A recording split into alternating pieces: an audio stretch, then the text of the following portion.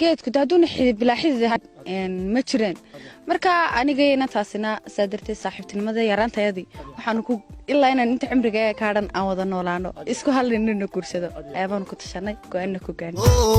daacad kuwa ifta haysta dayactirkeedu waa dushaade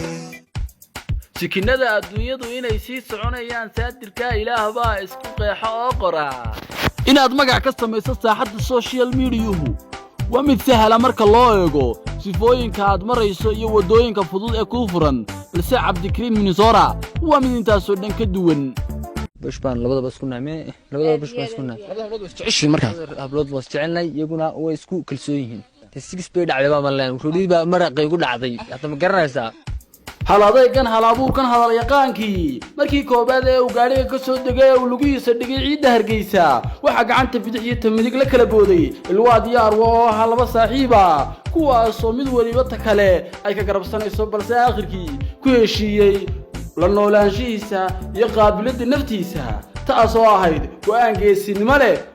haddaba balayna hore ugu soconno halabuurkan ku barbaaray hodan qaylo noloshiisa gaarka magaciisa halkuu ku dhashay iyo sababta aynu barnaamijkan uga diyaarinay waa kuma Cabdikariin Minnesota wax badan si aad uga ogaato fadlan barnaamijka dhamayso hooyada ayaa bahaba magablamaane magaciisu waa Cabdikariin Maxamuud Cabdullaahi Ibraahim Cabdikariin Minnesota waxa uu ku dhashay magaalada Burco sanadii 1997 Cabdikariin waa directorka kooxda Dayax Films وانا نين آد عان وقواه soo saarida filimaanta badan Cabdikariin Minnesota waa wiilkii ugu horeeyay fartuun balbalaar ku hees ku sharafto iyadoo ixtiraam iyo qadarin iyo weynaanu muujinaysa ay soo tiri Cabdikariin oo laanta hayay Kurbaan haweenkii soo tarkacayo ku iimaynayo dhabti Cabdikariin waan kugu salaalaaye Cabdikariin kama maarme kulankeento wadii qofka keeninayo howlkalkacay ku beermay